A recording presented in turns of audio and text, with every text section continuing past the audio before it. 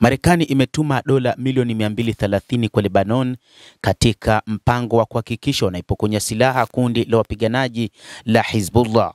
Duru zinasema ufadhili huo ulitolewa wakati utawala wa Republican umekuwa ukipunguza programu nyingi za usaidizi wa kigeni. Utawala wa rais wa Marekani Donald Trump uliidhinisha dola milioni 230 kwa vikosi vya usalama vya Lebanon wiki hii, wakati vikishinikiza kulipokonya silaha kundi la wapiganaji wanaloliita kundi la kigaidi lililokuwa na nguvu zaidi la Hezbollah, vyanzo vya Washington na Beirut vimesema.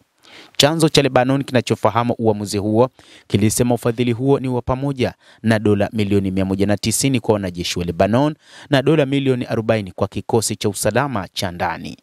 Wasaidizi wa chama cha Democratic nchini Marekani walisema fedha hizo zilitolewa kabla ya mwaka wa fedha wa Washington kumalizika mnamo Septemba 30.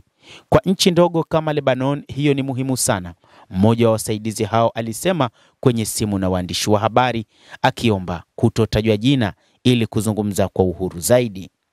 Mpango wa Marekani na Israel ni kuhakikisha hakuna kundi lenye umiliki wa silaha ambalo liliingia vitani dhidi yake.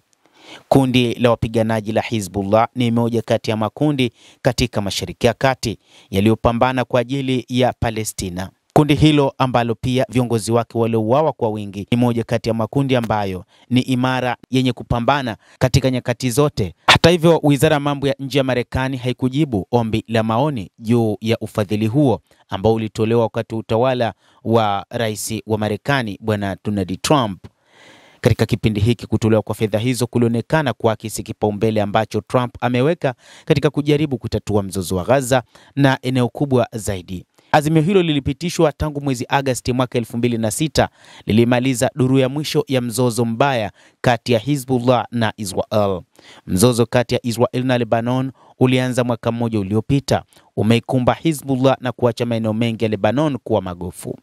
Rais Joseph Aoun na Waziri Mkuu Nawaf Salam waliliomba jeshi linaloungwa mkono na Marekani mnamo Agosti 5 kubuni mpango wa kuhakikisha kuwa silaha zote nchini kote zitakuwa mikononi mwa vikosi vya usalama ifikapo mwishoni mwa mwaka huu. Hezbollah imekataa wito wa kupokonywa silaha tangu vita vikali na Israel, lakini kundi hilo linalodaiwa kuungwa mkono na Iran linakabiliwa na shinikizo la kutoa silaha zake kutoka kwa wapinzani wake nchini Lebanon na kutoka Washington.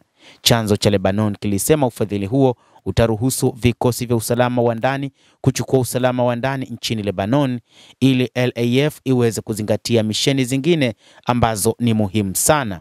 Utawala wa rais wa Marekani Donald Trump wakati huu umeamua kuidhinisha fedha hizo kwa ajili ya vikosi vya usalama vya Lebanon, lakini wachambuzi wa mambo wanasema kwamba ni vigumu kwa vikosi hivyo kupambana dhidi ya kundi hilo na kuweza kulinyang'anya silaha.